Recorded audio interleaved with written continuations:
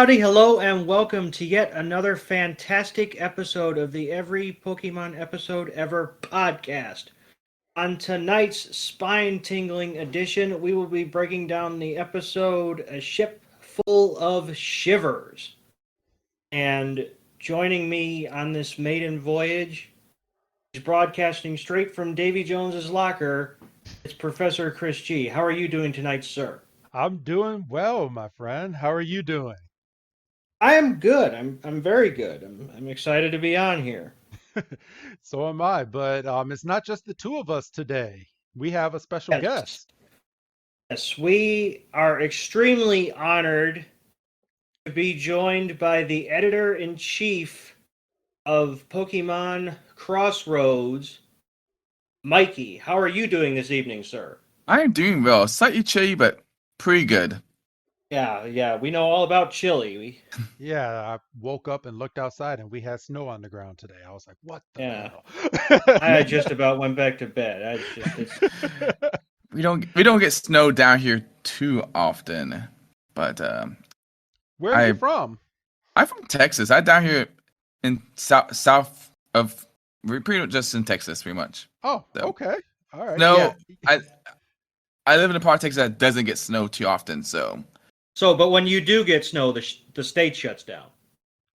yeah, pretty much. And My sometimes the power, but we don't talk about that. Yeah. We don't need to talk about that. Yeah, my mother used to live out in Alabama. I know it's um two different states, but she used to live out in Alabama and Georgia, and down there, whenever they just get like a little trickle of snow, everything shuts down. I've never seen anything like it. I've been out there when everything would just shut down, and it's like a ghost town.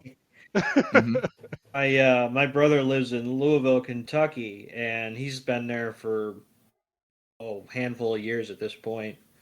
And they'll get about what we got today, and like you said, it's a ghost town. He's just driving around like this is fine. This is he's got his windows down. He's just hanging out. He's like I this is fine. I But bet. lucky when it snows here, it doesn't stick except for that last time a couple of years ago. Right, That was exactly. But that that was was new. like Yeah, I saw that all over. My wife showed me that on TikTok, and she was like, "Look at this," and I was like, "Oh, yeah, they're not built for snow." No, we're not built for snow at all, and that's why what happened Yes, because we don't know how to deal with snow. yes. I'm currently trying to relocate to a southern state, so we will see how that goes. yeah. So there you go. It's either extreme weather, like if you get snow in Texas, you're basically locked down in ice, or you're going right into hurricane season in Florida. So you're not exactly getting the best on your average. No, we've been lucky for the last few years with the hurricanes as well. So cross fingers. 2021, 2023. Excuse me, 2023 would be pretty good hurricanes as well. Hopefully, Yeah, it's a coin flip most of the time. knock on wood. Let's hmm hope for the best. So, we said that you are a part of Pokemon Crossroads. I'm sure a lot of our listeners do know what that is, but for our audience that do not know what Pokemon Crossroads, would you like to open their eyes as to what you do? Yeah, Pokemon Crossroads is a fan site. We deal with the typical Pokemon news, but what makes us a slightly special is that we also like to focus on fan works, maybe podcasting, fan art, videos. We have a weekly video con where we just post like, "Hey, this is a cool video you may want to watch." Or if you know us from podcasting, we do it used to be bi-weekly, but I've been dealing with some life changes, so now every 3 weeks I post up a giant article that has all the Pokemon podcasts you may want to listen to or do listen to already, including this one. Yes. Yes, Yeah, and we are extremely thankful whenever we get a shout out. on your site. So I Yeah. I really do appreciate it, and I hope our listeners go on there because I retweet it, and I hope our listeners are going on there and getting your site clicks and stuff. So, well, I mean, yeah, I hope so too, because like we cover most we cover. I like to post more fan stuff, and this coming after the day, but I'm hoping to get a proper goodbye to Galar arc up there about people's thoughts and opinions on Galar itself, and we mostly composed of just tweets of hey, what did they thought about Galar? So I got a few. I'll be working on that tonight after I get done recording. But like I said, this is going to come out on Wednesday, a couple days before this episode comes out. I think I don't know how do you. I know so you guys do the Patreon stuff. yes, So yes. So this episode will be going out, I would say, about 3 weeks from the date that we are recording. So in about 3 weeks is when this one will be dropping on Patreon, and then a month after that it will be coming onto the free feed. So sometime in December is when this episode is going to be dropping, or you might be the first one in January. I'm not too sure. I'd have to look on the schedule as to when everything is dropping because we have a few specials and a movie special. We just finished reviewing Detective Pikachu. A nice, oh wow. yeah. That's gonna be really nice. It's a How long did I tell you, Doug, without the music? 4 hours. Yeah, 4 hours, I think you said, without the music. Yeah. Oh, So that's gonna be fun to listen to. yes. Well, the 2 hours, 2.5 hours is going on the free feed. So Hmm.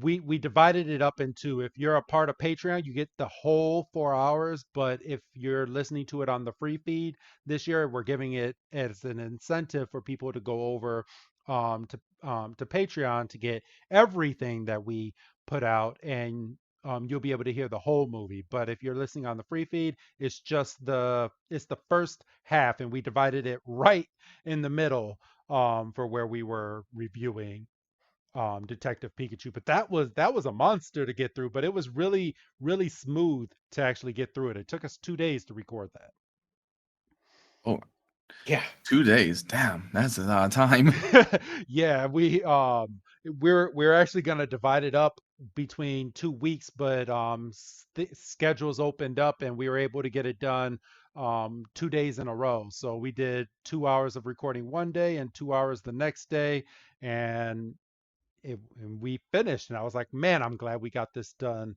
uh, ahead of time, because that movie, I mean, even though it's only an hour and a half, there was so much to indulge in, so many different Pokemon in that movie that we were covering. So it Hmm. just took a while. Oh yeah, I bet. Yeah, Yes. well, when this episode does come out, I mean, go to our website. We have a nice little search feature. You can just search Galar, and I'm pretty sure it would be at top of somewhere because I think after this week we're not going to talk about Galar ever again. Because who gonna be talking about Galar when Padilla is around the corner? Yes, yes. And obviously for people that are listening to this, you're already playing this, but as of this recording, the game comes out this Friday. Oh man, I cannot wait to finally jump online to play this game. And I'm not no spoilers here because we're not going to give any spoilers, but it did come out that apparently, and Pokemon finally did it, and I'm kind of mad at it at the decision. For at least one Pokemon in the game, you need a friend to evolve the Pokemon.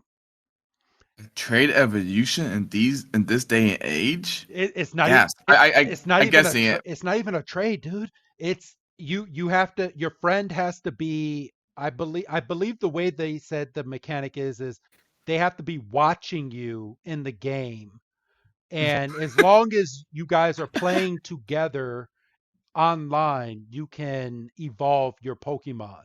And it also came out, which I'm so happy about because I can do it with my son. If you, if you're playing Scarlet and I'm playing Violet and we jump online, all the Pokemon while you're playing online are intertwined in both games. So That is that's awesome. Okay, I don't think that has officially came out yet, but that is really awesome. Then, Yes. so I don't Told you have. you were going to get yourself in trouble. No, no, no, no, no. Nah, This is nothing I've personally seen playing it. I actually came across that on a YouTube. I thought it was officially out. I came across it from Austin John Plays, who I like watching mm, on YouTube, and yeah, and he said that that's a way that they kind of intertwined each other. I was like, oh, that is awesome. I can't wait to do it. mm-hmm. So that's going to be interesting. I may have missed that, but that is still so cool to hear happening. Yes. And it really, I mean, usually when I play these games, I play them mostly alone. I mean, I do a few trades because, you got to do the trade revolutions and everything like that. But Yes. my Pokemon experience is mostly being solo most of the time. So, And unless I go, that's how I am too. And that's why I'm kind of mhm, mad that you need a friend. I mean, not that I don't have friends to play with online, but but for the lonely person that's out there that literally is a solo player, mhm. how are you going to be able to evolve this Pokemon? I don't even know which Pokemon it is. I just know that there's a Pokemon. Uh, Don't say it. Yeah, But yeah, yeah, I I'm mean, not going yeah. to say it. I'm not going to Don't say it. don't say it if you know. Oh no! According to your message, it's a dolphin type. Oh, okay, okay, okay. Gotcha. hmm. It's a fish type. So But yeah, I mean, if I had to play with anybody, it's you're gonna be like semi-final league that helped me out to get the evolution. So I'll probably just go to the car shop and say, "Hey, I got to trade this. You brought your 3D, you brought your Switch today? Cool. Let's do a trade. Or let's do what we need to do." Yeah, gotcha. So knock it out and just move on. Yeah. yeah, Yeah, pretty much. I'm have But we see how it goes. That's still sounding fun. I'm have to friend you on my Switch. Yeah, remind me to do that. I will. Well, remind me to buy my Switch. So I've been playing lots of Pokemon 3DS games for the last few weeks for fun. So that's playing along with different podcasts. Oh, okay. So Yeah. yeah, we talk about that. We could talk about that there. I don't think Yes. you want to mention to me different podcasts on this. No, I it's listen to good. playing podcasters, and I like having fun. I like having fun with them too. So So, all right.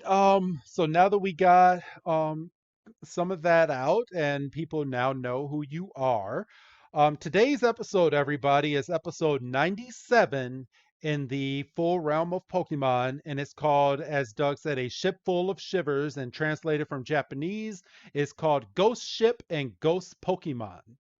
Straight and to the point, everybody. I Wait, love the Japanese title sometimes. that's it. Yeah, that's it. Ghost Ship and Ghost Pokemon. That is what it's All called. right.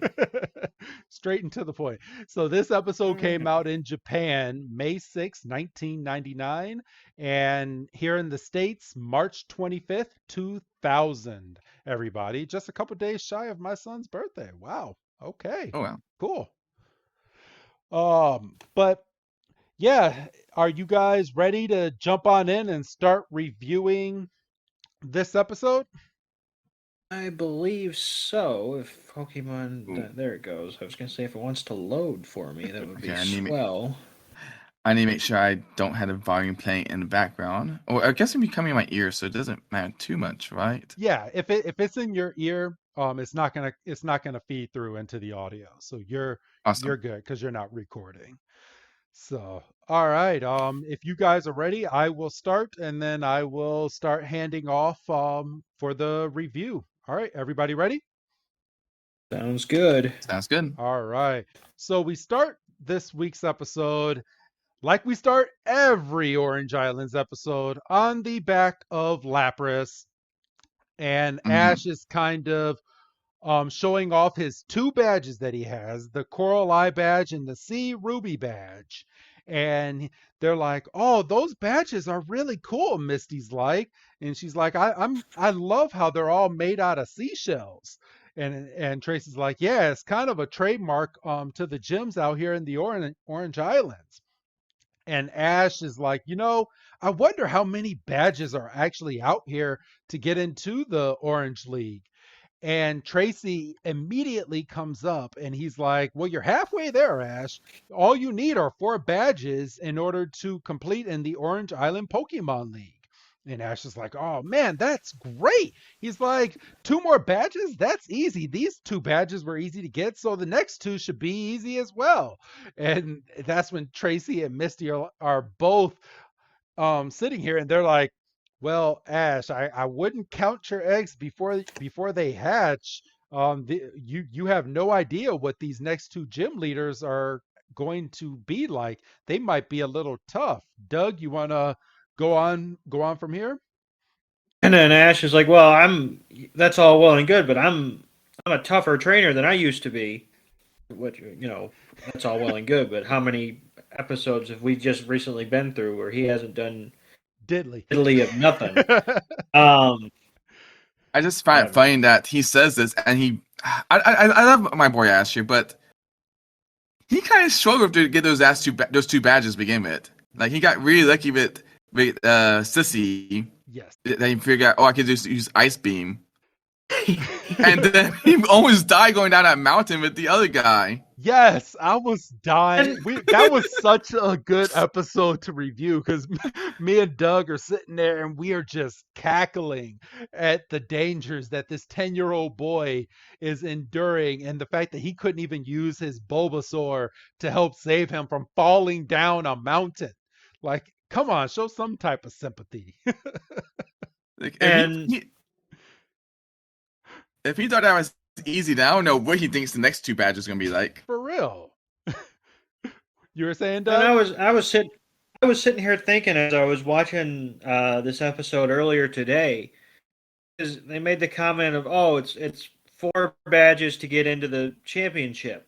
Yes. It's like, okay, so the 2 badges that he's gotten, he basically had to win contests. So he hasn't really had a quote unquote Pokemon battle. No. So if he ever got confronted with an actual honest to goodness, 3-on-3 standard battle, he might not know what to do with himself. At this To point, be honest, when the battle. oh, sorry. No, go ahead. No, I was saying, I think Ash's Pokemon are kind of like maybe losing a little bit of steam because I mean he's sailing on Lapras more than half the time, and he's not really using his Pokemon to battle. So their training has gone down significantly while being over in the Orange Islands. So he might have a little bit of trouble come a few episodes when and if he actually does get into the Orange Island Pokemon League. That's true, because like you're right. They only spend like maybe a day at most on the Iron. Yes. So I'm not sure how much training's going to get done there. It'll probably be a quick restock and then, all right, let's move on, because he doesn't want to wait too long. But at the same time, it's like maybe a battle would be easier compared to these contests they had to do. Yes. So, all right, Doug, you want to continue this scene? So they look in the distance and they see an island, and Ash is like, "Oh, what's that island?" And Tracy's like, "Oh, that's Moro Island." Yeah, that's Moro, Moro. And they're like, Ash is like, "Let's head over there before it's dark and find a Pokemon Center where we can stay tonight." And then we get the title card, we get a Shipful of Shivers, and we are in the Pokemon Center. It is nighttime, and they are on the phone with Professor Oak. Yes. And Mikey, do you want to take over this conversation with Professor Oak? Yeah. So Ash and the gang are talking to Professor Oak, and Oak's asking, "Where are you guys at?" And pretty much saying that they are more Iron, and apparently now is a good time to be on the Iron because something's happening there. And the big news is that they found a treasure on a ship. Some divers went down and found a 300-year-old ship that sunk there many years ago, and it contains an old Orange League Championship trophy. And Missy's like so excited to hear about this because it. Sorry, I'm sorry, just making sure I follow that here. No, you're But Oh they yeah, had don't worry about it. Don't worry Yeah. about it. you're good. Misty decided to see this trophy apparently because it's currently in display at the museum, and the gang are talking about hopefully you see it next day in the morning. Yes. And they're all like, "Oh, wow." They're like, "Man, I would love to go over there and see um that trophy in person. That would be really, really cool." And we jump straight from that to a fade out scene of the museum. And of course, what do we find out? Team Rocket has broken into this museum. And we look inside, you see a whole bunch of artifacts, and Team Rocket is scurrying their way down. And it's kind of funny because James goes down the rope first, and then Meowth, and then Jesse, and they all flop on top of James. And James is the one that's hurt. And Meowth has enough nerve to look at James and go, "Shh, you're gonna get us in trouble." And then Jesse goes, she's like, "Yeah, shush, James."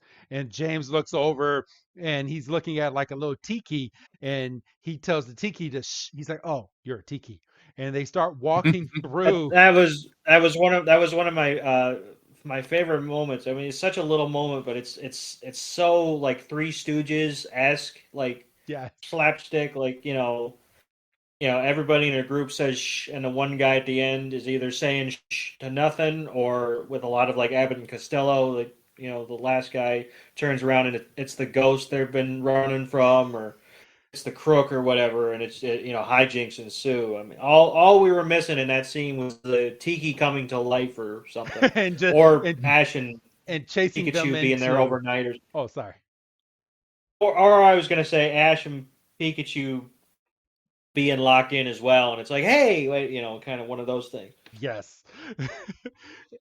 And then they start walking through this museum, and Meowth is like, he's like, "Man, I can't wait to get my hands on it." He's like, "Once we have that trophy, we'll be big celebrities." And Jay's like, "Yeah, hopefully maybe we'll get on TV."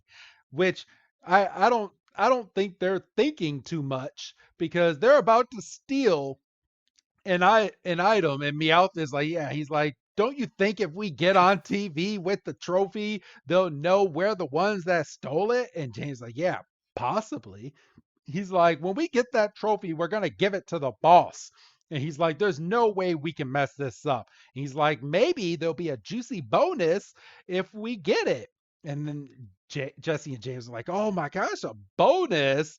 Oh man." And they're thinking is all the debt that they have acquired with Team Rocket. They're like, "Oh, maybe we'll get everything all paid off with this trophy. Let's go and get it, Doug." They I feel and they Oh, sorry. oh, go ahead. Yeah. Go I ahead. just Go want to ahead. say, Go I ahead. feel like Jesse and James, well, at least James, and if this was made like modern day times, Yes. I feel like James would be the type of person who would live stream this heist. Like the whole comment, like, yeah, maybe get on TV. No, you don't want to do that, but you know what? Live stream the heist. Go for it, James. You do you. For real. And I mean, at least, and I guess we can speak on it and just pause this for a brief second. At least when Ash was doing the Pokemon battle with Leon, um, before I say anything, have you heard the news about what happened this past Saturday? I have, yes. Okay. So, because by the time this comes out, everyone will already know. So, um, Well, if you went on his website, it's on the front page of the website. Yes. yes.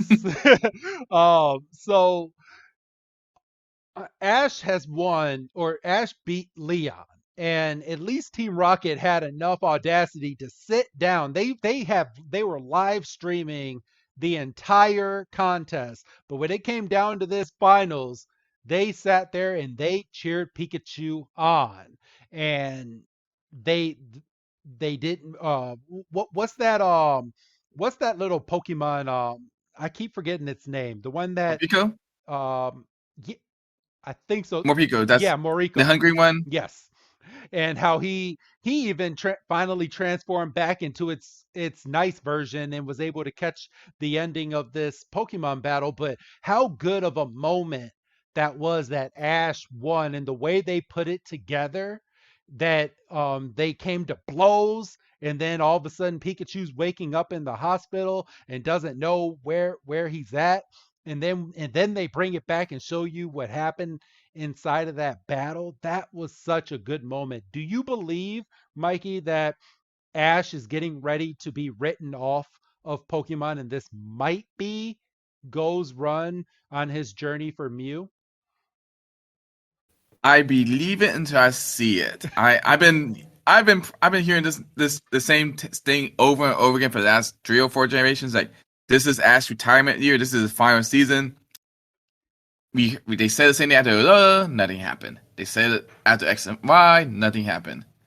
So we will see in 3 months, maybe. Who knows? Yeah, but my thing is, what else is there for him to do? He beat the biggest trainer in all of the world.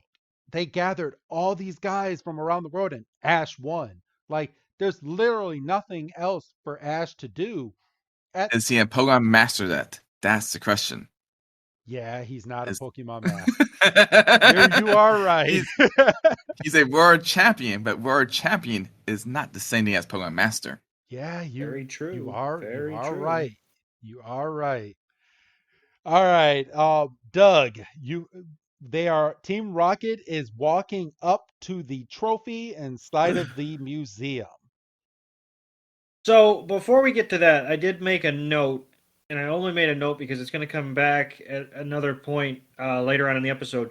When Team Rocket, specifically Jesse and James, were discussing the possibility of getting a bonus for giving Giovanni the trophy, their eyes got big and shiny, and like they got like saucer size.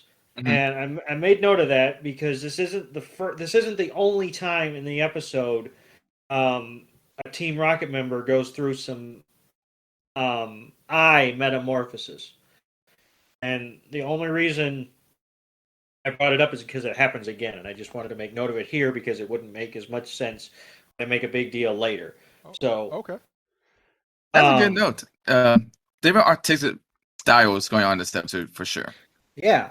So, like you said, they approach the trophy, and it's under glass. And for a 300-year-old trophy, it looks pretty pristine to me. Well, they had to polish it up. Yeah, you can't just put it you can't just put on a display with grime and stuff. You gotta clean it up. You gotta make it look nice.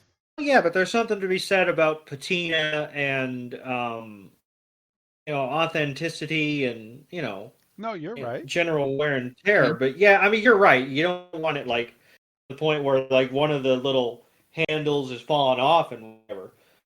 But I did kind of chuckle because it was going around Twitter, that Ash had won, and I was got to look at the trophy he was holding up in some of the pictures, and I mean, obviously this is 300 years old, but I just think it was kind of funny, like the size of that trophy that he's holding, and then the size of this trophy in the case. I thought that was kind of funny.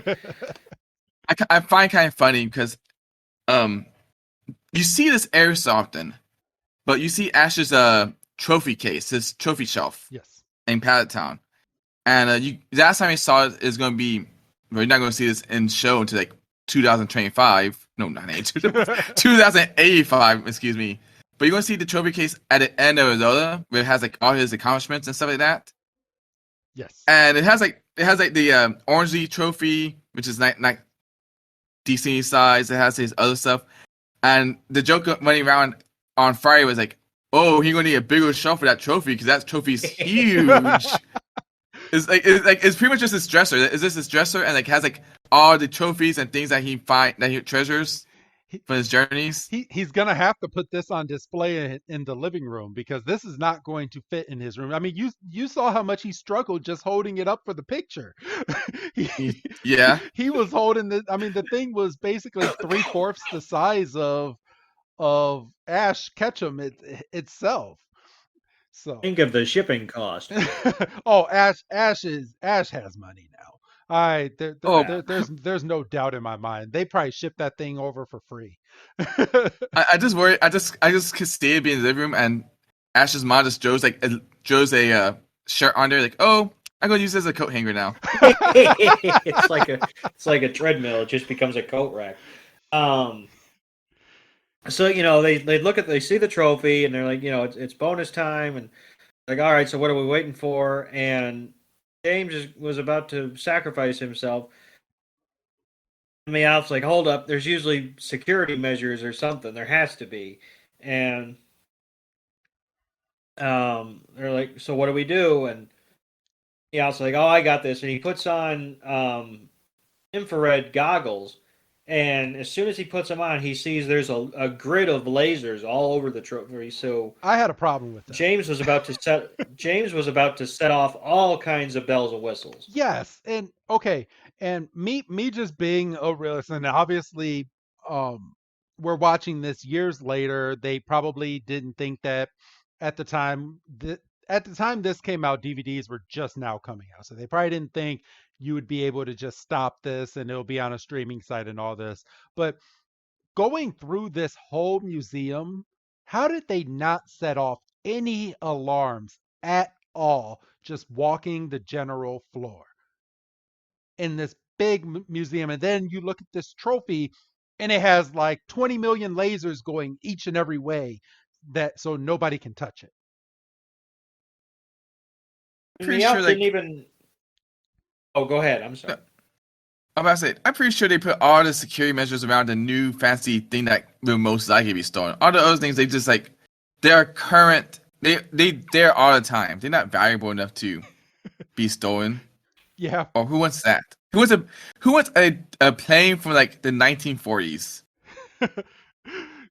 True. This was before eBay and all of that. I mean, I guess. I mean, you're not wrong, but looking at this trophy stand, it's like, yeah, let's take all the lasers from everything else and put it on just this one item, and we're gonna zigzag it all the way across, and so we know if someone's going to steal this. Obviously not, because Team Rocket is the dumbest super villains in the world, and they were able to get this thing. But okay, so Doug, you want to finish this scene? So, they're like, oh, what do we do? And we cut, and they have rigged up a pulley system, and they have hooked James to a rope, and they are lowering him to the trophy. And I have it paused at just randomly. It wasn't a calculated thing. I was just pausing it.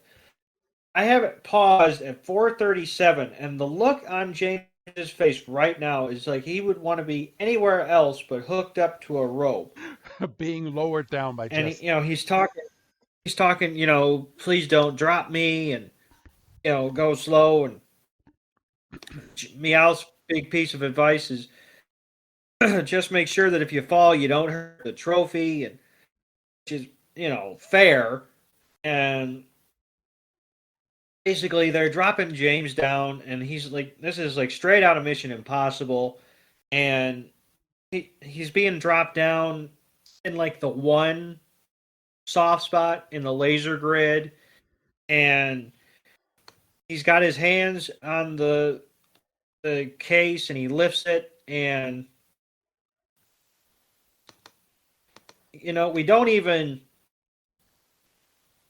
see him getting pulled back up. We just see them jumping off the roof and running, and stupid James ends up tripping. They're planning an all-night buffet party, and right, like you said, James is bringing up the rear, and he has the trophy, and he finds like the one rock in the forest, and and honest to God, a 300-year-old trophy on the cold, unforgiving dirt, this thing should be in about 3 pieces, but he must have cradled this thing like within every inch of his life, because he rolls over and he's banged up, and he's like, the trophy's fine. And there's a perfect indent of not only him, but the trophy, because, the trophy is a perfect, spear, and it's got the 2 handles and the little Pokeball on top. And we fade out and we fade back in, and we're at the museum in the morning, and there's a crowd, and everybody's like, "Well, here's the museum, but why is everybody outside the museum?" Yes. And Mikey, if you want to go on to the next scene the following morning. Yeah. So next morning, the tropes come walking down the street, and they see that big crowd, asking what's going on. So they go, as always, they just go up to the random police officer, and Officer Jane, say, "Hey, what's going on?" And Jane tells them, "Hey, the trophy got stolen." And Ash, Misty, and Tracy are like, shocked to hear about this. Like, who was ever steal this trophy? And man, these kids are lucky because they are letting these. Okay, never mind. They letting these kids get all the information about what's going on, and Jenny's telling them about the Emperor someone carrying a trophy. It's vaguely familiar to someone that we know, but how hard did James hit the ground? Because you see the imprint of his hair in there too. Yes. Like, what kind of gel does this man uses to keep his hair that hard? I was thinking the same thing. I'm like, man, he hit that ground hard, and it must have been like it was out here in Chicago this morning, how hard the ground was, and then it ended up softening. But that ground must have been cold, frozen, all of the above when he went down and hit that ground. Because I'm like, oh my gosh, I'm surprised that his face isn't broken. Something happened, but still. After that, the tropes decided, okay, we're gonna leave this place and just go see something else. Ash talking about how he really wants that championship trophy today, and Tracy saying, "Oh, I want to sketch it," and all that stuff. And they just keep walking around until they see Ash almost trips on some random leg just hanging out of some bush, and they have no idea who that leg belongs to. I mean, not that they've ever seen this black boot before. For real. But apparently, yeah, and the tropes, they just see Team Rocket. I mean, I don't want to say anything, but they are recovering from some sort of hangover, maybe food or non-alcoholic. And That was my exact thought when I was watching. I was like, they snuck in like a hangover moment in a kid's cartoon during this scene. Like, no joke. In my mind. In my mind. Well, as I mean, go ahead.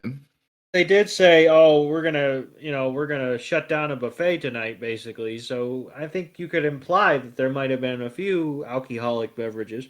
Yes. Yes, but now that I think about it, so I'm going to assume they didn't walk too far away from the museum, right? No. And they Not just at see all. Jesse James right there in a bush. Jenny, I'm not going to judge how you do your job, but do you bother checking the perimeter? Checking like the last 2 blocks to see that maybe it's still there? And hiding in a bush, maybe knocked out from a fun night of partying? For real. And um, from this moment, James has the biggest mouth in today's episode. Oh my god, how stupid can he be? So they're waking up basically from their hangover. They all fell over in this bush, as you said, and he's like, "Oh man," he's like, it's nice. Wait, or no, this was Meowth. Meowth is like, "Oh, it's nice waking up after a good heist." And Misty's like, "A heist, huh?" And all of Team Rocket turns around, and there's our heroes, Tracy, Misty, and Ash, looking down at Team Rocket, who's on the ground that was sleeping in this bush. And Meowth officially goes, he's like, "We don't know anything about any championship trophies." And James is like, "And if we did steal one, it wouldn't be in this package." And Jessie, full blown, and she's like, "Oh, they'll never think we took this trophy now." And Missy's like, "Yeah, I should have known that it was you guys that stole the trophy. Get, go ahead and give this trophy back." And then they start doing their little motto, and Meowth in the middle of the motto is like, "Yeah, you guys go ahead and do that motto. I'm gonna sneak away while you're doing it." Just enunciating everything that a bad guy should not do. And Jesse and James are like, never mind. And they just start running away, and our heroes just go and start chasing them, and they chase them down these long steps. And Team Rocket is like, all right, well, we didn't finish our motto back there, but we're gonna get our motto out right now. So they're so they're running down these stairs, and then they stop in the middle of the stairs just to do their motto. I'm gonna switch it up here, Mikey. You want to go over this next part, and then I'll have Doug chime in after. Those guys are dedicated to their craft. But yes, back to this. So Meow just says, "Get moving. Let's hurry up." And he hands over the package to James. And they happen to find a Cedra paddle boat. Yeah, a Cedra paddle boat. And so yeah, let's get going. And Jesse James going, "Wait, this is a paddle boat." And then Meow said, "Yeah, that's why I said step on it. Let's go." That was funny. That was legitimately funny. That was a pretty good joke. I did not give that joke justice, but they are powering away on their paddle boat, and Ash they're going, "Yeah, let's chase after them on Lapras." So Team Rocket is. They should be used to this from their Magikarp submarine that they have, because they got to pedal that thing, and that thing has to be harder than the Cedra, right? Yeah, I was thinking that too, going, you guys do this all the time in a metal submarine, and this paper mache Cedra is too much. They're not right. They haven't gotten on their right footing from last night's partying. Oh, that's it. That's the problem. Yeah, they still recovering. But like Meow saying, we won't go any faster with flapping your gums. Hurry up and get moving. Because I guess they noticing like, yeah, they can't outrun a Lapras that's chasing after them, especially one that is used to swimming all over the place. But then I guess that gets on his side because it gets a bit foggy for them, and say, oh yeah, this is perfect. We can hide in the fog. They'll never see us in here. So they get into the fog and you can see them like slowly disappearing into it. And then Tracy's going, "Oh wow, they got foggy pretty fast. What's going on here? Very hard to see around these parts." So Ash and them are looking around on Lapras, seeing where they are, questioning how they can't let them get away with that trophy. And we pan back to Jesse and James and Meowth on a little Cedra paddle boat, and they stop right in front of a ship that looks slightly spooky, slightly abandoned. Maybe one I see in a certain movie on the Caribbean. Yes. And they said, "No, what? This is going to be a great place to hide on, since nobody would ever look in this ship here, right? That appears out of nowhere. No trademarks." So they honest, yeah, no trademark here. But yeah, they like excited to be on the ship, going, "Yeah, there's a chance that this would ever happen to find a ship just like this." All right. Like any other ships any ships you see like this are just old Honda ships, says James, and then he realizes, "Oh shoot, we are dead." And this is where we get those eyes again that you were talking about, Doug, and I'm going to have you take it over from right here. Yes, James gets an opportunity to pull, as I termed in my notes, ditto eyes, because he has, as Mikey so eloquently put it, he has an oh shit moment. And his eyes basically fall back into his head, and he gets the big bead of sweat, and he's like, "Did I say?" And he's like, "Did I say?" And then we pan over, and we see that they all have the eyes, and they immediately just start cowering, and they realize like how dilapidated the ship is, and you get spooky music, and then you get a door just opening and slamming and opening and slamming, and Jesse's like, "Now we've done it," and James is like, "We've managed to hitch a ride on the SS Spook Ship." Throwback. And very, very throwback. And we pan up, and over their shoulder we see an apparition start to come into form, and they're like, "Oh my god, it's a ghost!" And they run, and of course, with the ship being as old as it is, and as worn in and as broken as it is, they just fall right through the the hull of the ship, and we're left to focus on the ghost, and then we pan back to the twerps, and Twerps. We're we calling can them see. twerps. Mikey said it, and I liked it. I mean, it's a valid name for the group. Yes. It's clearly have been used before by other respectable people in this universe and series.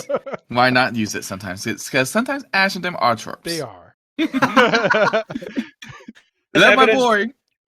As evidenced by the fact that they saw the group of people huddled outside the museum, and they just walked right up to Officer Jenny.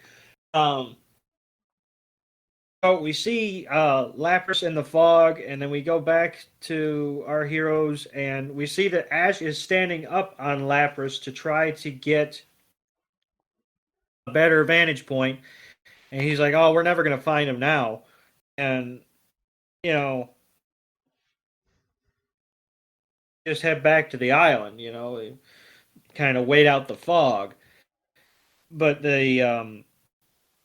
and they're like, "Oh, well, fine." And then Tracy's like, "Look," and he just happens to point, and the fog lifts to see the ship. And Pikachu has kind of the same reaction as Team Rocket. He's like, "Oh shit," and Misty's like, "Boy, it really looks like it's an old boat and it's falling apart." It was no shit. That's the understatement of the century. And Tracy's like, "I wonder." I'm sorry to cut in, Doug, but how did none of the 6 of them look at this ship and go, how the hell is this ship still floating? Like, well, Team Rocket's got an excuse. They're idiots. Yeah, but look at our heroes here. They're looking at the boat, and the boat has holes, like clear as day, holes all around this boat, which is why it has sunk in the first place. How are they not questioning this? And it seems like it's. You also see barcodes on it too. Yes. So, all right, Doug. So Tracy then has a bright moment. And he's like, "I wonder if it's haunted." And Ash's first response is, "You mean by ghost? No, by Pac-Man." And Tracy's like, "Yeah," and Misty's like, "I hate ghosts." And no shit. And then they're like, "Hey, look over there!" And they see the boat that Team Rocket had shanghaied to get out this far, and they're like, "Team Rocket must be here. That's their boat." And she's like, "Okay, but now what?" And Ash is like, "Well, now we have to go on the ship because this is my show. And if I didn't get on this boat, this would be a dry ass episode." And Misty's like, "I was afraid y'all would say that." And then Tracy's like, "Yeah, we got to get the trophy back." And Misty's like, "I was afraid y'all would say that." And Togepi's just happier than a pig in shit. And so they they turn around. Well, there's a creepy ghost-like figure that ends up coming up right behind all of our heroes, and it gets the attention of Misty. And Misty's like, "Don't you guys feel like we're being watched here?" And they all look around and they're like, "Well, I do have kind of a weird feeling." And then a ghost kind of pops up right behind all of our heroes again. And it's at this very moment that Misty turns around again because she feels its presence. And there's what do you call this thing that holds the flags up on a ship? A mast. Mast. Okay. And Yeah. both of you got it. And this big mast starts coming down and almost lands right on Misty. And this time I didn't get mad at Misty for losing Togepi. So this is the one instance that I don't get mad at her for being the worst mother of the year when it comes to Togepi. So this thing comes down. Oh no, I could fight it, but go ahead. Okay, I'll I'll let you fight it in just a second. So she comes down and the mask comes down and it crashes into a million pieces. And from the impact, kind of rocked Misty to where Misty does a front flip with Togepi in her arms, and then just like the Bears game this past freaking Sunday, freaking fumbles the ball, fumbles Togepi, and Togepi just starts going rolling, and Togepi's like, "Oh man, this is fun! Oh man, this is so fun! Somebody come and catch me!" And Pikachu just jumps and goes over to catch Togepi like he always does, because Pikachu's always the hero when it comes to saving Togepi. But this time, Pikachu is just fingers short of grabbing Togepi, and Togepi's like, "Well, guess I'm falling in this hole." And all of our all of our heroes are like, "Oh no!" And then Missy's like, "Togepi!" And Togepi just falls into this hole, and we jump over to our heroes, which is probably like 10 minutes later, and our heroes jump down into the hole, and they're looking for Togepi, which Togepi just fell into this hole. So how could they not just jump down and just say, "Togepi, come here," or see where Togepi went? Because it's at this point they're walking around this massive ship, which seems like it's like an entire mansion, which it didn't seem like it was this big from the outside, but apparently it is. And Ash is checking indoors, and he opens the door to a creepy room. He doesn't even walk in. He's like, "Yep, nothing is in here." And they just keep walking. And then we come to find that Togepi had curled itself into a little ball, rolled somewhere on the boat, because Togepi is now opening its shell, or opening its head, and Togepi was nice and asleep and is now awake and is about to go and venture off on this boat. Mikey. All right, so we find our three heroes. I mean, Jesse, James, and Meowth, the Team Rocket, wandering around this boat, going, "Hey, how do we get off this thing?" They kind of want to get off the ship now, and they realize that it's haunted, potentially haunted. And apparently, they too fell down from the deck and into the bottom of the ship, just like Togepi. And just like Togepi, they seem to be pretty okay. They don't. There's not a scratch on them. Not at all. So now they try to get back up to the deck. And Meowth say, "How do you do that?" And just like going, I don't know. Well, you see. And right then they're saying touching I think Jesse. I can't tell by the shoulder. Yeah. But saying touching Jesse. There we go. Well, it was touching Jesse on the shoulder, and Jesse got just mad. She's like, "Stop touching my shoulder." Yes, and then she takes a hammer out of hammer space and just smacks James across the face, and James like, "I didn't do that." And then you get the hammer for hammer space, duh. That's where you get it. But then they turn, then they see Jesse sees something behind her, and she said, "What is that?" And then it ends up being a ghost, and they spooked them out there, and they try running again, and they see other ghosts, and Meow makes this great comment saying, "Oh no, they ain't stereo," because it's two ghosts, and I don't think any kids these days would know what stereo means. Yeah, for no, probably not. Joke aged well. No. But yeah, this ghost is chasing after them, and one of them takes a grab for James. It got him by the throat. And he's trying to run, and Jesse and James Meowth and Jesse grabs James to try to rescue him. And there's a tug of war between both, and James is slowly choking on the box that he has around his neck. And then one of the ghosts licks Jesse and Meowth. So now just James by himself. So it's either a floating Lickitung or it's an actual ghost Pokemon. It could be both. It could be a ghost Lickitung. Yeah, it could. Yeah, there you go. It could be a ghost Lickitung. There you go. Best of both worlds. But at this point, James gives up, and like the ghosts take the box and fly off with it. Yes. A flow away, and Meowth's like, "That's our trophy," before falling down to the ground. All right, and then sorry. You want me to keep going, or continue. Yeah, continue. Yeah, so we go back to Togepi, and Togepi going, "Hey, what's going on?" And then we see the ghost come through the open door with the box that has a trophy in it. And Togepi's like, "Hey, ghost, my life is in danger, and these ghosts could potentially kill me, so this must be fun." So Togepi's like going, hey, ghost, come here." And it's from this moment that we jump to the next scene, and Tracy sends out Mero to start using its ears to try to hear for Togepi, just like Mero did in the Crystal Onyx episode that we just recently did. Doug, you want to go over this part of the scene? And so, Meryl kind of sits there for a second and focuses and is onto something and takes off. And, obviously Tracy and everybody follows. And they go in a door and they poke their head in and they see a giant growing shadow. And Misty just immediately starts freaking out, it's a ghost! And, she just, oh my God!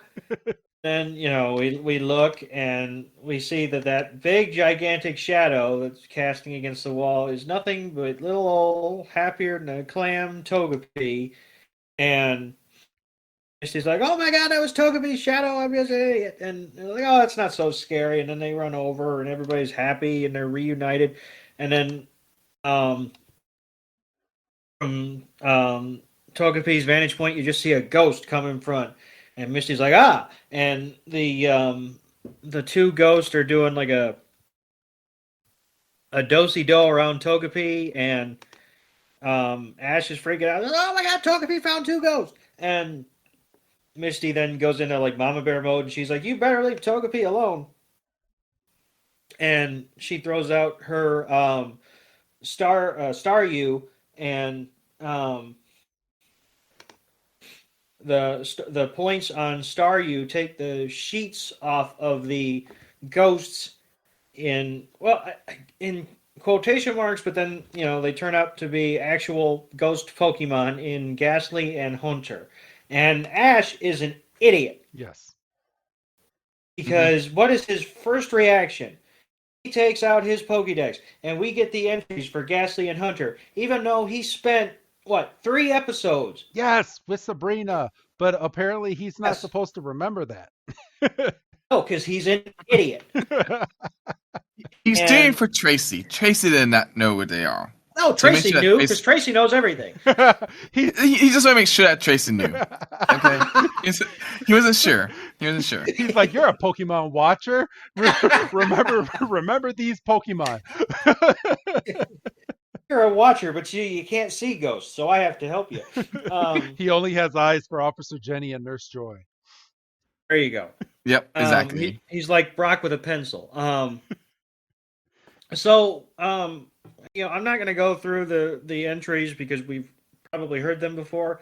But we do get an interesting little feature that I don't think we'd seen before in a Pokédex, because Ashley and Hunter were essentially floating next to each other. Ash just kind of moved the Pokédex over from Ghastly to Hunter, and instead of reloading, it just kind of shifted from Ghastly's reading to Hunter's reading, which I think is the first time we've seen that. Pokédex 2.0. Right. He got the upgrade. And he got he I think it was required when he got out of the Orange Island. So Ash's first instinct is, oh, strange Pokemon, battle. So he throws out Bulbasaur to use Vine Whip, which, what are we doing here? And we pan down to see that Ghastly and Hunter are more concerned with keeping Togepi happy, entertained, than they are in any kind of battle. And Bulbasaur kind of lands, and he's got kind of a look on his face, and Misty's like, they're not trying to scare Togepi. And, Ghastly's like doing a roll around the floor, and Ash is still trying to be tough. He's like, what do you think you're doing? And, Hunter's playing peekaboo, and Togepi's eating it all up, and Ghastly and Hunter are basically just babysitting, and they're like, I wonder what Ghastly and Hunter are doing on a ship like this. And they're like, oh, well, they're ghosts. Maybe they're just into spooky places. And that's when they look over and they see that the trophy is just sitting on a counter. Yes. And they're like, oh my God, it's the trophy. And they're like, oh, we And got to get it. as soon as they make a move, Ghastly and Hunter are like, nope. And from there, Jesse and James bust through another door. So how many doors are inside of this room? But they bust The through. big ship. Yeah, well, apparently. And they bust through the second door, and they're like, "Oh, there's the trophy." And they look over and they're like, "Man, we put a lot of work into stealing that thing. Give it back to us." And they're like, well, we're not going to go out without a fight. So James sends out Victory Bell. And I want to point out that this is one of the only times that Victory Bell didn't immediately go and start eating James and was actually trying to go after Meowth at this point, chasing Meowth around the ship. So Jesse's like, well, Victory Bell's not going to do anything, so go Arbok. And she sends out Arbok. And then Meowth comes over and he's like, get away from me, and just kicks Victory Bell. And Victory Bell goes flying. Misty runs over and grabs Togepi to get Togepi away from all of the danger.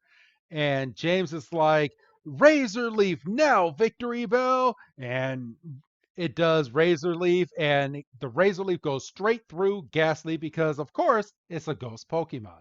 And this is where Jesse tells Arbok to use Tackle on Hunter, and goes right through again because, again, it's a ghost Pokemon. And she's like, oh, that didn't work? Well, Tackle again. And he tries to go back and he goes through it again. Razor Leaf again at this point, and we get one of the scenes that they used in the intro to Pokemon. Pokemon Word. What's up? The songs are Pokemon Word. Oh, yes. And you get Ghastly just pop up right in the middle of the Razor Leaf, and it's like, yeah, you can't do anything to me. And he uses Nightshade and goes over and just shocks the mess out of Victory Bell. Victory Bell is down for the count. Tracy's over here doing a drawing at this point, but where did he get the pencil and paper? But Tracy's like, man, that Ghastly's Nightshade attack, I have to sketch this. So he's not worried about anything. And Hunter goes through and uses Confuse Ray. And oh man, my thing just rewound itself. So yes. Hunter uses Confuse Ray and turns Arbok towards Team Rocket, and everybody ends up in a pile. And Ghastly and Hunter kind of have a moment, and they're like, now, and they go over and they get Hunter goes and grabs Meowth and kind of puts him under a trance. He takes him, and basically Ghastly and Hunter are using Meowth as a puppet so they can kind of speak their intentions to the group. Yes. And they say, you know, we're Ghastly and Hunter. And then they have to go through the moment of, oh my God, is that Meowth talking? Is that Ghastly Hunter talking through? Yes, keep up. There's only 6 minutes left in the show. Come on. Well, 4 minutes because we got to do the jukebox. Come on. Mikey, do you want to go through this part? Yeah. Yeah, so that, as I said, Ghastly and Hunter are going over, using Meowth as their puppet here. And Ghastly does some sort of an illusion of some sort to get a flashback to how things were back 300 years ago. Saying that their master was the captain of the ship, and that they used to sell all of the irons carrying goods on their ship to every port, and people loved them. Excuse me. Oh. And they used to pretty much be high praise of their captain because their captain loved Pokemon, especially of them. And one night they were caught in a terrible storm, and the storm was rocking the ship back and forth, and basically sunk the ship to the bottom of the sea.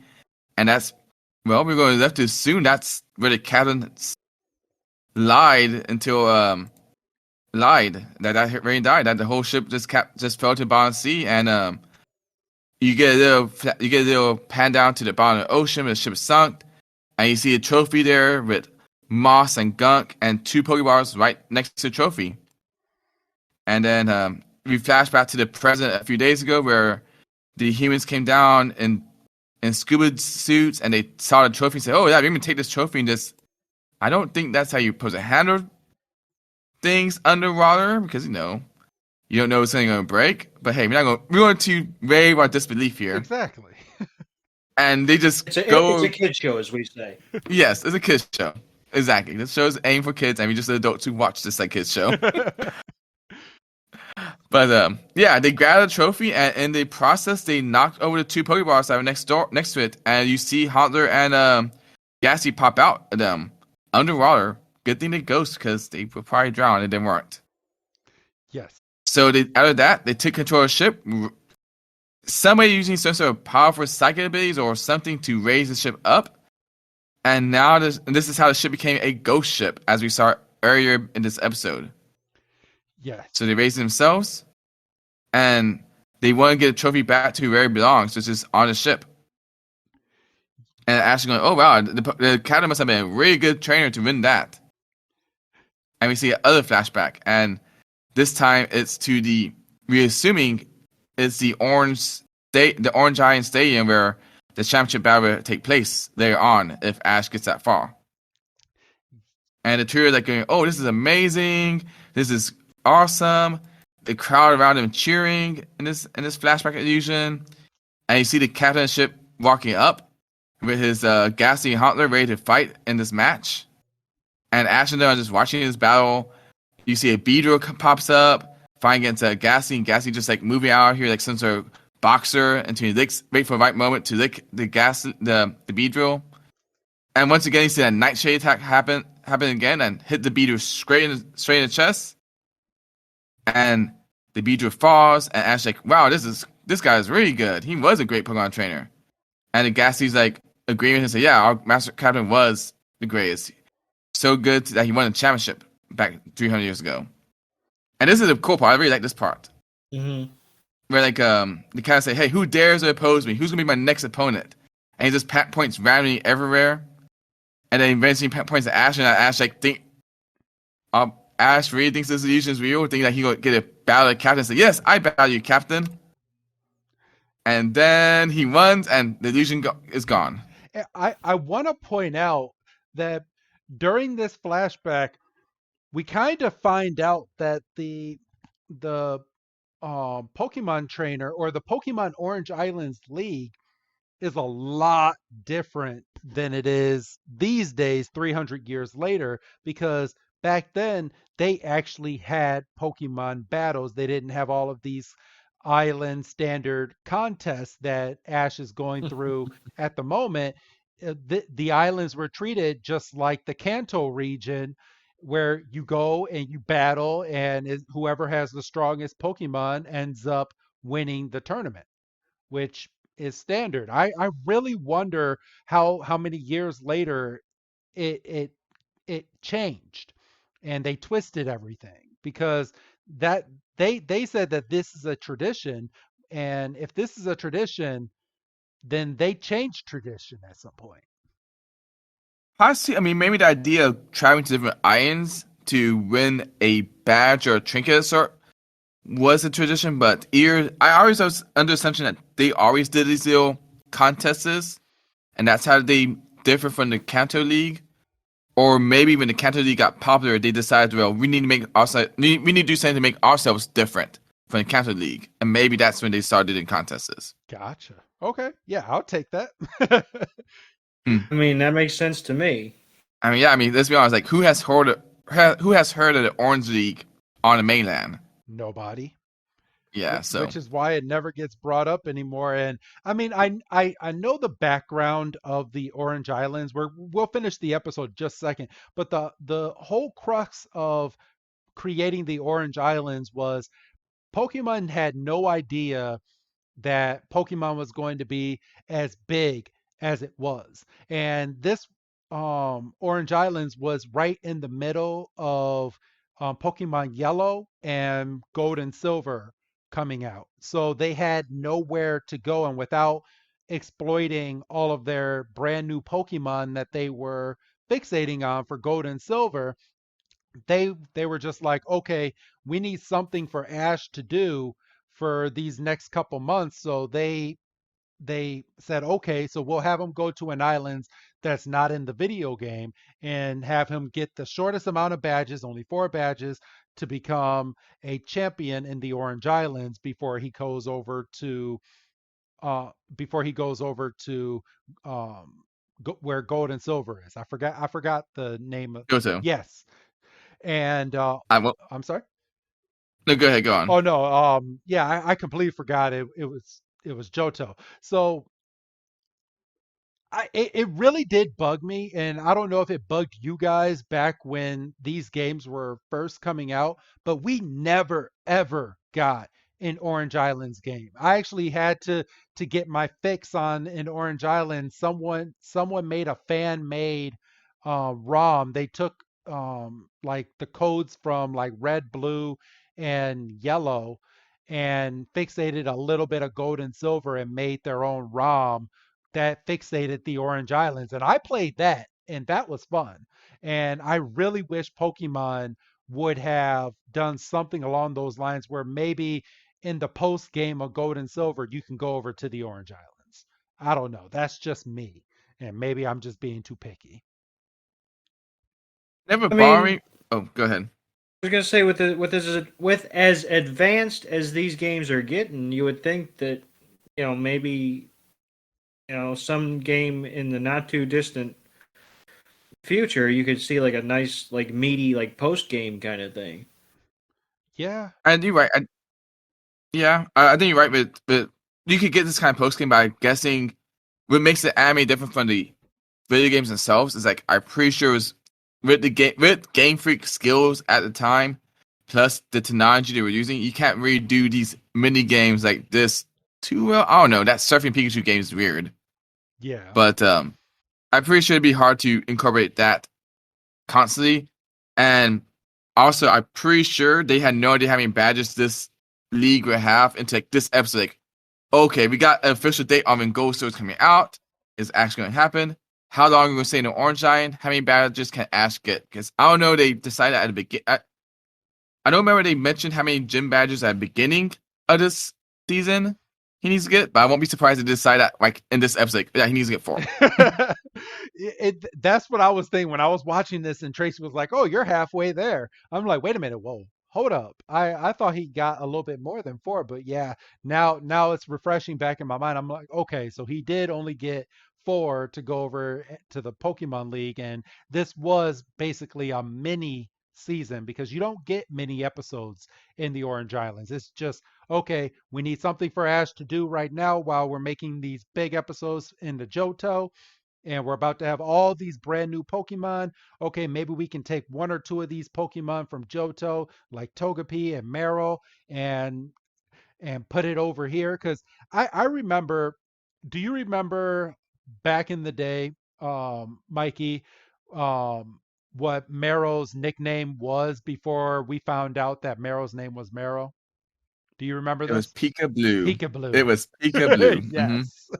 And everybody wanted to get it. And I remember getting a version of Pika Blue in the missing no thing, and it completely crashed my red and blue version.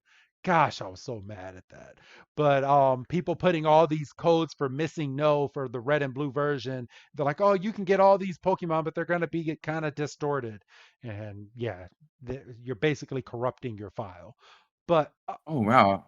oh, Sorry, just like oh, I'm sorry. What were you saying? Yeah, I was just looking at the episode count for Orange Giants, but yeah, it's only 36 episodes. If you were doing, or I mean, the Orange Giants as a kid, you felt longer Mm-hmm. than it is, but it's only 36 episodes. So assuming that you do 4 episodes a month, that this season only lasted 9 months in Japan. Yeah, it did. So they really were trying to start for time for the for gold and silver.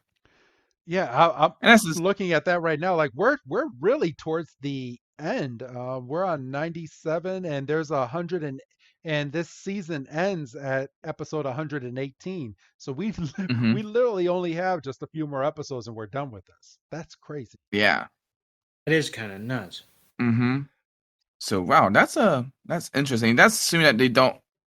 Let me see. I mean, I don't know. You want me to say this right now, but yeah, this season ends in October. No, October 1999 Yep. for Japan. So In October that sounds. 2000 here in the States. And then we Mhm. literally jump. Oh my goodness. Well, I it, according to this, we literally ended the Orange Islands and started Johto the exact same day. Yeah. That's Right. nuts. Yeah, I remember that now that you're saying that. So Wow. that's crazy. All right, everybody. Nice little break there. Okay, so back back. I love Pokemon history. Pokemon history is so fun Yeah, to hear about it sometimes. is, and I love going through it. Me and Doug catch ourselves going through it all the time. We're like, man, this is crazy how they were rolling these episodes out. Mhm. So back in the episode. So again, we found out that Ghastly and Haunter basically want to just take the trophy back because it was their owner's trophy and they don't want it showcased anywhere. So they just want to keep it on the boat, and they want to take the boat back to the bottom of the sea to never ever be bothered again. And it's at this point that Meowth is done translating, and he goes over and he wakes up Jesse and James. And when they wake up, they're like, "Hey, where's our trophy? Let's go get our trophy." And Ash is like, "It's not your trophy, Pikachu, go!" And Pikachu does a nice little thunderbolt attack. And Ghastly is sitting here and he's like, "Oh, this is funny." And Ghastly starts using its psychic attack to lift up all of Team Rocket. Haunter then comes over and chimes in and sends them flying. I'm gonna guess with a psychic beam type attack. I don't know. I assume psychic. Yeah. I'm gonna assume psychic. So he uses psychic and he just blasts Team Rocket um out of this episode. And it's at this point that we get back we're back on the outside of the ship. Our heroes are standing on top of Lapras. This must be a really big Lapras, looking at this scene from where the boat is and how Lapras is drawn. And Ghastly and Haunter are now taking the boat, and they are flying the boat away to another location to never ever be bothered again. And you know, I really wonder if Ash, Tracy, and Misty at least let the cops know about this whole situation, so they're not continuously looking for this trophy, because we never really get them going back to the cops at all during Well, this. that's a fair point. Yeah, you would think maybe once they got to a Pokemon Center, maybe they called and they're like, "Hey, we know what happened, and you have to hear us out because it's going to sound weird." Yes. See, that makes sense. But did they went back to the island they came from, or are they lost in the middle of the ocean? Have no idea where they're at. Well, according to this, they're flying that ship towards the moon, so maybe they're going off into space and they're going to land the ship on the moon. And I was thinking that too. I was thinking that as well. Sorry. So, but Misty sits here and she's gushing over the trophy again. She's like, "Man, even though we didn't get to see that trophy for too long, that trophy did look pretty cool." And Ash is like, "Yeah, I'll just have to win one for myself, just like the captain, right, Pikachu?" and Pikachu does its eager little Pika, and the narrator takes us out of this episode as the ship is flying towards the moon, and that is this episode. I believe, yes, that is the end of this episode.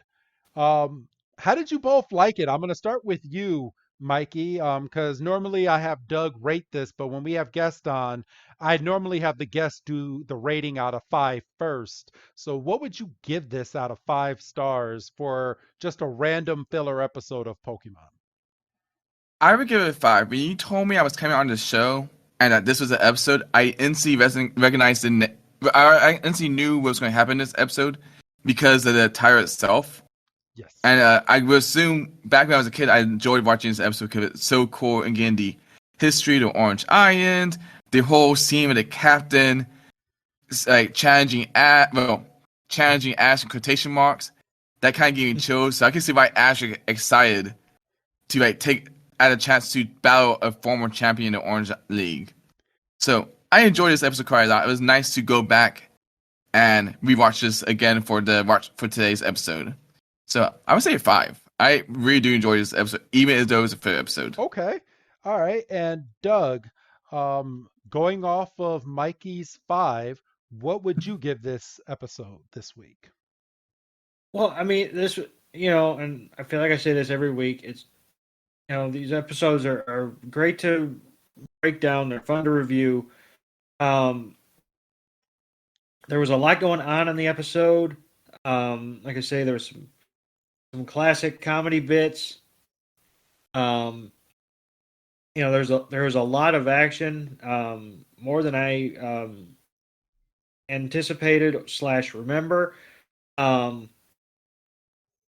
But like I have to look at the grand scheme of things, and as entertaining as the episode was, and as much as it did keep my attention, and it did, I don't think I can give this more than a 3.5 because I mean, what happened other than they had that cool encounter and we had a cool history lesson. Like that's another, Ash is like, oh, 2 more badges. That's a cinch, as he proceeds to essentially waste an episode. Like, and we don't even see them like on the way to the next. We didn't even get a hint of, oh, we're going to such and such island. That's where the next Orange Island gym is. Like, we don't even have that to hang our hat on. I forgot that you judge these episodes based off the how if it's are we on the route to the next gym or not. But yes, you're right. You're right. You're completely right in that criticism in that critique right there. Oh, no, but I don't, by no stretch of the imagination, do I want to take anything away from your experience or your review at all. Yeah. I got you. It's just that you're right. This is, by definition of the Pokemon anime, a filler episode. It has nothing to do with. It has no new Pokemon to capture. No gym badges required. No, they didn't land a new island to get a gym badge. It was just a side trip all the way. Yes. So I'm gonna meet both of you kind of in the middle because I thoroughly enjoyed this episode. This is one of the episodes that I do remember watching as a child, and I was with my friend. My friend's name is Chris as well. And I remember watching this episode with him. We had just woken up, turned on Kids WB. We're sitting down, we're watching this episode. I thought it was a good episode at the time. Maybe I may have been a little jaded and was like, oh, it's not a gym battle this week because we don't get another gym battle for another couple weeks in the Kanto region. But I'm gonna go and give this a 4. It had its moments. It had a lot of one-liners in this episode that actually made you kind of chuckle. That with them talking, and a lot of what is that? It's slipping my mind right now. Johnny Depp. Pirates of the Caribbean. I was thinking Caribbean, but I was like, what's the beginning of it? It had a lot of Pirates of the Caribbean moments because I believe Pirates of the Caribbean was kind of fresh around this time that this was coming out. So maybe that's Uh, a reason. Let me. I can it depends on the. Are you referring to the movie or the ride? let's. The movie came in mid 2000. Yeah, 2003. Okay, so it was So 2003. Okay, so I'm maybe knowing Pirates of the Caribbean, and well, any kind of pirate ship that you see these days, that's yeah. exactly what you think of. I mean, it could be the ride. I mean, it could have been in reference to the ride. Japan loves Disney, and I don't remember they have a Pirates Caribbean in Disneyland, Japan. I think so. I think I I wrote it think there I once. think they do because I They, think they just had a big news thing that they took the actual pirate at the end of the ride as you're coming back in. That's the Jack Sparrow. I believe they took him off of the ride. Like he doesn't do his little tail anymore at the very end of the mhm. ride. So I believe they do have that. Or if it's not there, it was at the one in California. But I thoroughly remember them making news somewhere that the Jack Sparrow is not at the end of that ride anymore. Okay, yeah. I know it. I think so. I went to Japan a few years ago and we rode the Pirates Caribbean ride. So yes, I think it's there. And wow, that's disappointing to hear that Jack Sparrow's not there anymore. I know. Okay, so I do have a question because that kind of perked my ears a little bit. So you took a hmm trip over to Japan. Was this just to go out there and go to like Disneyland and venture off, or did you do any like anime sightseeing or anything like that while you were out in Japan? Because I was supposed to take a trip out to Japan right before the pandemic hit, and obviously when that happened, everything was shut down, so I was not able to go. Oh, it was for fun. I went with some friends and we vary as Pokemon fans to different degrees, and me being the biggest one. But we did some anime sightseeing as well. We went to like places like Akubaro. I can't say it. The big anime place that people go to all the time. Uh, we went to the Mega Pokemon Center in Japan. I spent way too much money there, How was that? and I heard that place is it amazing. is amazing. You can spend $100 easily if you try. Um, we saw so many. We did the typical sightseeing things, like seeing the shrines, things like that. But we also set some time aside to do some anime stuff. I went to the One Piece Museum in Tokyo Tower as well.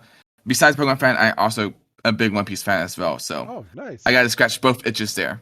Okay, So that's nice. it. My son is into One Piece. He's into One Piece, and he just got into Naruto. So he had me show him where he's able to watch all the Naruto, and he's just flying through those episodes. Yeah. But yeah. I can tell right now from Japan, from the 2 weeks I spent there, Pokemon and One Piece were the biggest things, and they probably still are the majority you see there. And then like the rest is like various other animes that they have going on there, along with just regular Japanese things to see along the way too. So Okay. yes, if you could go back, if you could go to Japan anytime soon, go. Heck, you probably want to go like next year. When next year be tough, but you do next year if you try hard enough. Yeah, I'm planning on it. I have to start talking because I was going out with a friend myself. My wife didn't want to go to Japan. She knows how big of a nerd I am. So it was going to be me and one of my friends going out to Japan, and I think now she's kind of on the fence, so I got to talk to her about whether she's going or not, but I definitely that If is on my list. if you want my recommendation, I would try to sneak to Japan sometime mid-August next year, if you Mid-August. can do it. Okay. Yes, the Pokemon World Tournament is in Japan next year, in Oh, are you Yokohama. serious? Okay. Yes, and we have no date for that. But if you do 2 weeks in the middle of Japan, if you recall how London was this year for the World for our championships, I can only imagine it's gonna be 100 times better In than Japan. London. Oh yeah. Oh yeah, Yes. because this is where it originated. Okay. I'm stoked. hmm Okay, so I think that's going to be my trip. Okay. You help me out Yeah. there. I would suggest we went to 3 different cities. I would recommend spend like a week in Tokyo and then spend like 2-3 days in the other cities before going back home. Okay. That's my recommendation. If anybody else want travel plans for me, you can find me at my social medias there on at the end of this episode. Yes, we will make sure to link everything in the description of this episode. Whether it's a link to the website, your social, whatever you want to provide. So yeah, we will definitely make sure we try to do that whenever we have a guest, because that's how they find you. Now, with you saying that, here's your moment. I'm gonna hand the mic on over to you, Mikey. How can our fans find you online? They can find me online at PokemonCrossroads.com. That is the URL for our site, Pokemon Crossroads. If you want fun tidbits in less than how many characters? I forgot. 280 characters. You can find me at Pokemon Crossroads, PKMN Crossroads. I like to think I entertain enough to do a follow. I treat pretty much all Pokemon things there. Maybe a joke. Maybe what I'm doing related to Pokemon at the time. Currently, when it comes out. Currently, at this time, I am playing Ultra Moon and Sun version, and I'm doing weekly updates on that. Okay. If you want to find me personally as Mikey, I do have a personal Twitter account that is sometimes Pokemon, sometimes One Piece, sometimes various musings of non-political and political ideals and ideas. You can find me at Mikey Zard, Mikey Zard as in Charizard. All right. So that's my personal one there. All right, cool. And I want to personally thank you for taking time out of your day and coming and doing this fun episode of Pokemon with us, Mikey. I really appreciate it. No problem. Glad to be here. All right, Doug, do you have anything that you would like to add before we are signing off this week? No, just obviously we appreciate your time. We appreciate anybody's time that comes on and chops up an episode with us, and it's always fantastic to get different perspectives and people's experiences with the show. And obviously you were a big gift for us, because we mentioned earlier, you've written us up a couple times and we appreciate it. And you're obviously, you deal so heavily with the world of Pokemon on a daily basis. Getting your kind of take on an episode and hearing how excited you were to cover this episode, and just kind of hearing you going through it, it was very cool, very awesome. I rarely get to talk about the anime because, well, there's so many things going on with everything Pokemon. It's just, you can only do so much at certain times. So I'm glad you guys are here to keep on carrying the torch of just remind people that the anime is still out there, good or bad. Yes. Times. Good or bad. And there are quite a bit of bad that we try to turn around into good just for the podcast to make it entertaining. So, all right. But yeah, thank you again for coming on. Doug, I'm going to have you get ready to sign us out. But first, Mikey, go ahead and say goodbye to our fans for this week. Goodbye, our fans. And this week. And Doug, go ahead and give us your own goodbye, Doug. Goodbye, Doug. And this is Professor Chris G telling all of you, don't miss this upcoming Wednesday's episode of the manga series. And also, don't miss next week's episode of Pokemon. It will be a fun one that we go over. And I will see you next week. Have a good night, everybody.